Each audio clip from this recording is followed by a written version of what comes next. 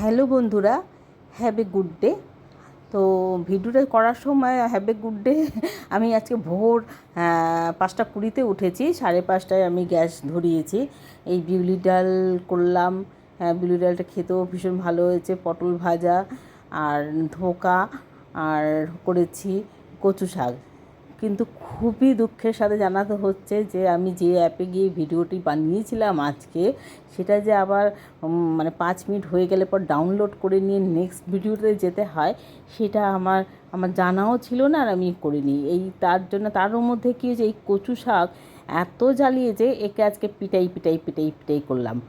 এত পেটাই করেছি, ও আর জীবনে কোনো দিনও অবাধ্য হবে না। যেভাবে অবাধ্য সন্তানকে বাধ্য করার জন্য করে, আমি আজকে কচু শাককে সেইভাবে করলাম। কচু শাক অনেকক্ষণ ধরে সিটি দিয়েছি, কিন্তু তাও সিটি হয়নি। তখন আমি ওই গরম কচু শাকের মধ্যে খুন্তি আর সে হাতা চালিয়েছি, এবং কড়াইতেও চালাবো। আচ্ছা, কড়াইটাতে মধ্যে পটল ভেজে রেখেছিলাম, যে সেই তেল খানিকটা ছিল, তার মধ্যে আমি আর 2 চামচের মতো তেল দিয়ে দিলাম, কারণ আমি এটার মধ্যে কচু শাক দেবো। প্রথমে কচু শাকের জন্য নিয়ে নিলাম একটা তেজপাতাকে অর্ধেক করে নিয়ে নিলাম।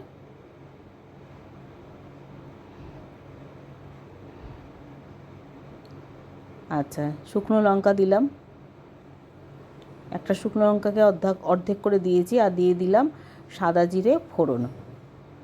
যেহেতু আছে নিরামিষ, 4টি পদ সুন্দর করে করব বলে আমি 5:30টার সময় উঠে সমস্ত রেডি করেছি। জানেন তো নিরামিষ রান্না করতে কত সময় লাগে।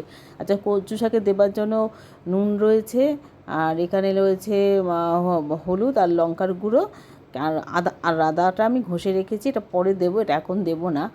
আচ্ছা, যাই হোক, এবার কচু শাকটাকে দেখুন, আমি সোমবার দিয়েছি, সেই জায়গাটা মিস করে গেছি, কারণ এক হাতে তো প্রেশার কুকার থেকে নামানো যায় না। কাজে ওই জায়গাটা ভিডিওটা কিন্তু স্কিপ হয়েছে, ওটা কিন্তু ভিডিওটা করিনি ওই জায়গাটা। আচ্ছা, এই যে আমি যে ধোকার তরকারিটা করেছিলাম, সেই ধোকা পুরো ভেজানো থেকে সবটা ছিল। যাই হোক, এখন নেই যখন, আপনারা ধোকা আমি এর আগেও কোনো ভিডিওতে শেয়ার করেছি, সেখান থেকে আপনারা একটু কাইন্ডলি দেখে নেবেন। আচ্ছা, আমি এটাকে 2-3বার কষানোর পর যে অবস্থাটা এসছে, সেটা কিন্তু এই পর্যায়ে। এটার মধ্যে দেওয়া আছে একটু হলুদ গুঁড়ো, নুন, আন্দাজ মতো নুন, আর চিনি, আর তার সাথে জিরের গুঁড়ো, ধনের গুঁড়ো কিন্তু অপশনাল, আপনারা চাইলে দেবেন, না চাইলে দেবেন না। আর আদা, এই দিয়ে ওইটা মশলাটা আমি তেলের মধ্যে কষিয়ে নিয়েছি। তার আগে ধোকাটা ভালো করে প্রায় 1 ঘন্টার মতো ভিজে গেছে, কারণ আমি পাশাপাশি অন্য রান্নাগুলো করেছি তো। এবার তারপরে ওটাকে আমি কড়াইয়ের মধ্যে অল্প তেল দিয়ে, কড়াইয়ের মধ্যে সর্ষের তেল দিয়ে নেড়ে নিয়েছি। নেড়ে ওটা একটা মণ্ড করেছি। সেই মণ্ডটা তারপর পরে একটা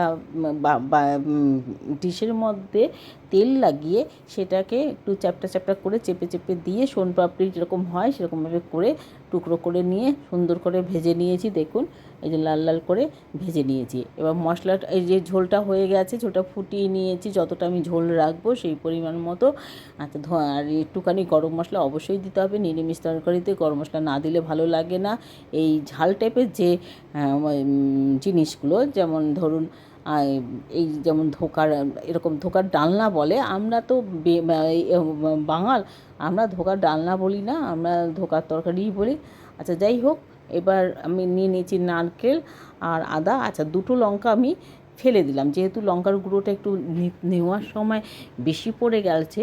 এবার কি হয়, সেই গুঁড়ো লঙ্কা তো ফেলে দেওয়া যায়, এবার আমি আর ফেললাম না, আমি দিলাম, তার বদলে শুকনো লঙ্কাটাকে তুলে নিলাম।